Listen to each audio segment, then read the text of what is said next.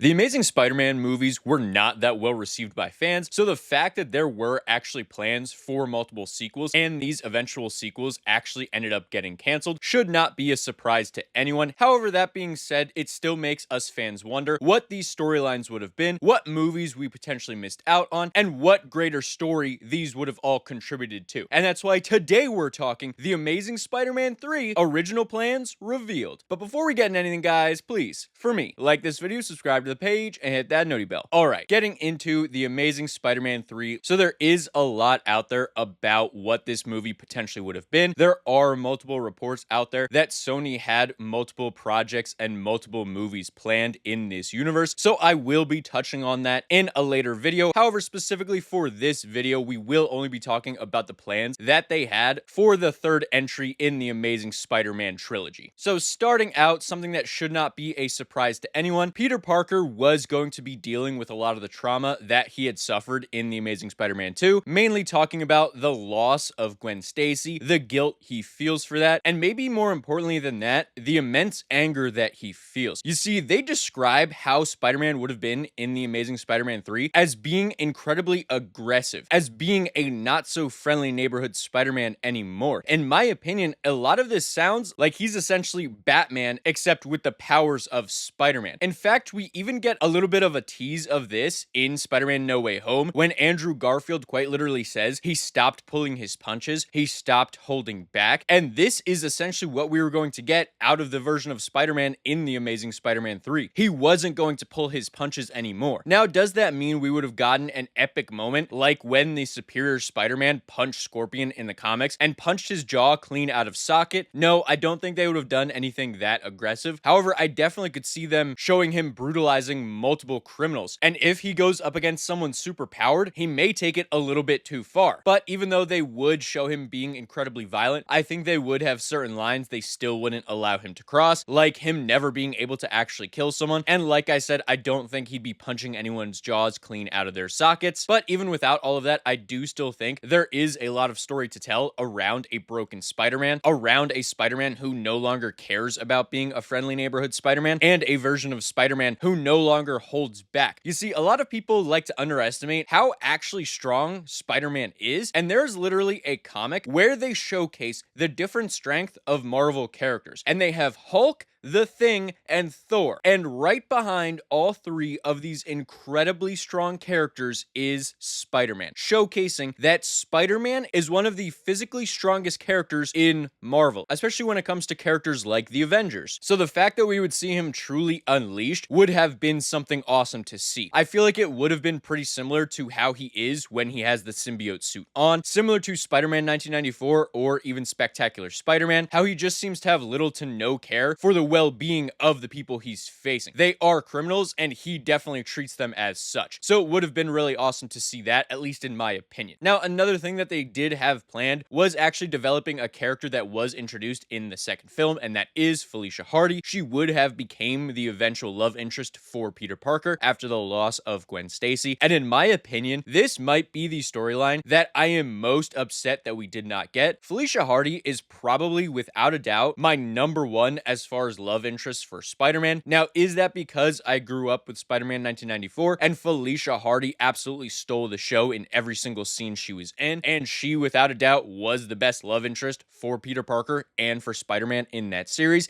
Yes, that could absolutely be the case. However, I just feel like the dynamic is so interesting between these two characters. There were so many different interesting stories you would be able to tell with Felicia Hardy, and especially because she had ties to Oscorp in this universe, and Peter Parker would probably hate everything to do with Oscorp, considering what Harry Osborn literally took away from him. So I feel like pairing these two characters together would have led to some really interesting interactions and could have showed us a really interesting love dynamic that would blossom over time. However, I think another interesting wrinkle of this relationship would have been the fact that Felicia Hardy was planned to become Black Cat. And not only that, they would have shown us a relationship between Spider-Man and Black Cat and a relationship between Peter Parker and Felicia Hardy. So realistically, they're somewhat cheating on each other with each other, and neither one knows about the other. And again, I don't know if they would eventually have their identities revealed to one another, or if it would be a situation like Spider-Man 1994 where they never actually reveal it, where Black Cat tries to get Spider-Man to reveal his identity. However, anytime they're about to do this, it gets interrupted, whether it's by a criminal or by something crazy happening. However, I do feel like eventually, if they would have gotten to all the movies that they did have planned, they would have eventually revealed the identities between these two characters, and then they would have had to deal with the ramifications that they were literally dating each other as two different people, even though they were both the same person, if all that makes sense. However, all in all, I feel like it would have been a really interesting romance, and it would have cut out the stereotypical love triangle that we almost always get in every single Spider-Man story. I mean, look at Mary Jane. Even Gwen Stacy had a little bit of a love triangle with Flash Thompson, so this would have created an even more interesting love triangle, except it would have been with quite literally the two same characters. However, it would have also included their alter egos, giving us a really interesting twist on the stereotypical love triangle, and I feel like a lot of people would have really enjoyed this. Now, going on to some other things that they did have planned for The Amazing Spider-Man 3, they were going to start to introduce different members of the Sinister Six. If you remember, in The Amazing Spider-Man 2, they did start to tease different tech that would be utilized for different Sinister Six members, and it was no secret that they were trying to eventually build up to a Sinister Six movie where the Sinister Six did fight Spider-Man. So in this film, we would have been introduced to Otto Octavius, aka Doc Ock, and also the Vulture. Now, it's very important to note that they do have in here that these two characters would not have become their villain personas in this specific movie. However, it is still pretty interesting to note that they were going to actually try to slowly build this up. Maybe that would have been due to the poor perception of how The Amazing Spider-Man 2 was received, and how a lot of people felt like it was just trying to cram in villains for a potential sequel for a Sinister Six project. So perhaps it was them just learning from their mistakes. All in all, I do prefer the slow world building aspect that this does seem to imply. Showing us a glimpse of the characters does help us later down the line when they do eventually become villains to understand they have been part of the story this whole time. Honestly, I feel like if Harry Osborn was included in The Amazing Spider-Man 1, we would have had a lot less issues with that second film. However, that is a topic for another video. But speaking of Harry Osborn, he also would have made a return in this film. He would have been broken out of prison, and he would have been one of the main villains of this story. However, he would not be doing it alone, because Norman Osborn would have been revealed to be alive this entire time. He somehow survived his supposed death in The Amazing Spider-Man 2, and he would actually go on to become not just the Green Goblin, but the Goblin King, and it's described as being a Green Goblin variant that is very similar to the one in the Ultimates universe. I often think of the animated series Ultimate Spider-Man, how they did Green Goblin in that. I feel like it would be a version similar to that character, and considering how Harry is as the Green Goblin, I feel like this would have been a particular good idea, because it would have created a little bit more separation between Harry Osborn and Norman Osborn, and they wouldn't feel like the exact same character this way. Now, as for how it would have looked, I'm not too sure. I personally was not a huge fan of how they designed the lizard, so I'm not too confident in their big CGI monsters, and considering the fact that the Goblin King is probably a little bit harder than the lizard to do, I don't have a ton of confidence that it would have looked too great. So it might be better that we ended up not getting this villain after all. And not only that, I feel like it would have been pretty out of place. I mean, Peter Parker literally has no interactions with Norman Osborn at all, so having him be the main big bad villain would just feel really out of place. It would probably overshadow Harry, and I feel like they would go down a pretty stereotypical route of having Harry be on Norman's side, however, in the end, turning against Norman and joining his friend to help Spider-Man defeat this great evil, and maybe even sacrificing himself along the way. I just feel like it would lead to some pretty cliche moments, and all in all would have been a pretty lackluster finale for a film. And I feel like this film, like The Amazing Spider-Man 2, would have been carried by the romance, would have been carried by the interactions between the main love interests, and I feel like the most interesting things about this particular film would have been everything surrounding Spider-Man, his trauma, and then everything surrounding Felicia Hardy and her journey to becoming Black Cat. So all in all, do I think this film would have been great? No, not particularly. I think it could have done pretty well if it definitely leaned more into Spider-Man's trauma, if it leaned more into Felicia Hardy and her relationship with Peter, their bond growing, and more importantly, her journey to becoming Black Cat, her having an actual reason to become Black Cat. And if the Osborn storyline was even less than secondary to the plot, I feel like this film then could have been pretty enjoyable. However, considering they also had plans to bring back the Rhino, who in my opinion is probably the worst Spider-Man villain we've ever seen on screen, I feel like the action sequences in this movie and the interactions with villains might not have been the best. But considering this film would have also been another stepping stone that would have led us further down the road to eventually seeing a Spider-Man versus Sinister Six movie, with potential post-credit scenes being teases of different villains, and they even had plans to potentially tie Venom into this universe in some way as well. I feel like it could have been pretty interesting, at least down the line. However, all in all, I feel like this specific entry to the Amazing Spider-Man trilogy wouldn't have been very well received by fans, again, unless the Felicia Hardy and Peter Parker stuff are just so compelling that they outshine all of the lackluster villains that would have been in this movie. But I'm interested to hear from all of you. Would you have enjoyed this movie? Do you agree that Felicia Hardy is potentially the best love interest for Spider-Man? And would you eventually like to see an Amazing Spider-Man 3 one day down the line? Let me know in the comments below. And while you guys are down there, please, for me, like this video, subscribe to the page, and hit that noti bell. And I'll see all of you in the next video. Goodbye.